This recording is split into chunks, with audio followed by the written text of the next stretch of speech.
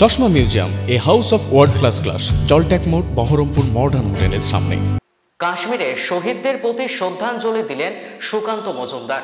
Baharampur textile college মোড়ে প্রদীপ জ্বালিয়ে কিছুদিন আগে কাশ্মীরের সন্ত্রাসবাদীদের হত্যা লীলায় নিহত ২৬ জন পর্যটকের পাশাপাশি মুর্শিদাবাদের শামশেরগঞ্জের নিহত বাবা ছেলের আত্মার শান্তি কামনা করলেন সুকান্ত মজুমদার।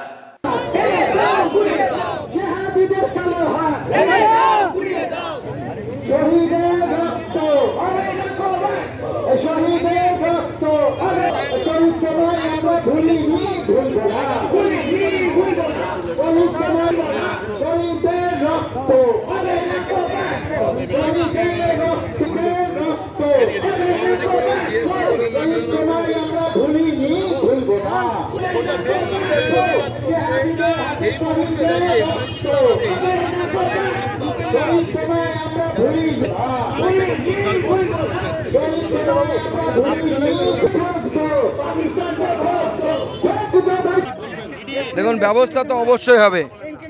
মনে রাখবেন, আপনাকে যদি আমি থাপ্পড় মারতে যাই, আপনি যখন প্রস্তুত হয়ে আছেন তখন যদি থাপ্পড়টা খান, থাপ্পড় খাওয়ারও চান্স কমে যায়, আঘাতটাও কম লাগে, কারণ আপনি জানেন থাপ্পড় খাবেন। থাপ্পড়টা মারতে তখন হয় যখন আপনি আনপ্রিপেয়ার্ড থাকেন, অর্থাৎ অপ্রস্তুত থাকেন। অপ্রস্তুত অবস্থায় যদি থাপ্পড় মারা যায়, থাপ্পড়টা সপাটে হয়, গালে ভালো করে বসে। তো ভারতবর্ষ সেটাই করবে, সপাটে যাতে থাপ্পড়টা বসে। এখন আপাতত যা দেয়া হচ্ছে ছোটোখাটো হোমিওপ্যাথিক ডোজ দেওয়া হচ্ছে। আগামী অপেক্ষা করুন, এলোপ্যাথি, অ্যান্টিবায়োটিক সব দেবো, আয়ুর্বেদিক যা যা আছে সব দেওয়া হবে। দেখুন, আজকে আমরা মুর্শিদাবাদে বিশেষ করে আমরা শ্রদ্ধা জ্ঞাপন করছি কাশ্মীরের পেহেলগাঁওয়ে যারা মারা গেছে তাদের, এবং মুর্শিদাবাদে আমাদের দুই ভাই হরগোবিন্দ দাস এবং চন্দন দাস, এই দুজন, তাদেরও আমরা স্মৃতিচারণা করছি। এবং জম্মু কাশ্মীরের পেহেলগাঁওয়ে যাদেরকে গুলি করে মারা হয়েছে ধর্মের জন্য, প্যান্ট খুলে নাম যাচাই করে প্যান্ট খুলে খতনা হয়েছে কিনা দেখে মানুষগুলোকে মারা হয়েছে। ব্যাপারটা হালকা করে নেওয়ার মতো বিষয় নয়।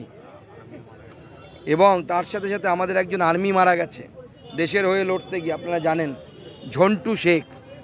সে জাতিতে মুসলমান, কিন্তু এই মুসলমান যে দেশের জন্য প্রাণ দেয় তাকে আমরা শ্রদ্ধা করি, প্রণাম করি, নমস্কার করি। তাদের সকলের স্মৃতিতে আজকে আমরা আমাদের এই প্রদীপ প্রজ্বলন করি। দেখুন, স্থায়ী বিএসএফ ক্যাম্পের জন্য আমি আগেও বলেছি, আবার বলছি, রাজ্য সরকারকে ইনিশিয়েটিভ নিতে হবে, নচেত এটা সম্ভব নয়। কারণ এলাকাটা আদৌ বিএসএফের এখতিয়ারের মধ্যে আছে কি না, থাকলে কতটা দূরে আছে। রাজ্য সরকার হচ্ছে জমির মালিক, মনে রাখবেন। সেই জমির মালিক যতক্ষণ না পর্যন্ত বলবে যেখানে বিএসএফ ক্যাম্প দরকার, ততক্ষণ পর্যন্ত কিন্তু কেন্দ্র সরকার বিএসএফ ক্যাম্প করতে পারবে না। দেখুন, মুর্শিদাবাদের যে ধরনের ঘটনা ঘটিয়েছে তারা ধর্মের ভিত্তিতে, সেই জন্য গোটা ভারতের হয়তো আক্রোশ তাদের উপরে হয়ে গেছে। ওখানে গিয়ে তুমি সেকুলারিজমের কথা বলবে আর নিজের বাড়িতে এসে একই অন্য কাজ করবে, সেটা তো হতে পারে না। একই কাজ করো না দু জায়গায়। সেই লোকগুলো যারা বাড়ি পুড়িয়েছিল তাদেরকে গিয়ে পেটাকেরা ভারতবর্ষের মানুষ কেন অ্যাকসেপ্ট করবে? তাহলে তুমি এখানে এসে হিন্দুদেরকে পেটাবে আর তুমি গিয়ে অন্য রাজ্যে হিন্দুদের কাছ থেকে কাজ নেবে, এটা তো চলতে পারে না। ঘুম ভামুক, উনি এখন জগন্নাথ কালচারাল সেন্টার উদ্বোধন করছেন। ওখানে উনি কালচারাল সেন্টারে ওডিসি নৃত্য করবেন না কি করবেন না আমাদের জানা নেই, উনি করুন, শুভকামনা রইল।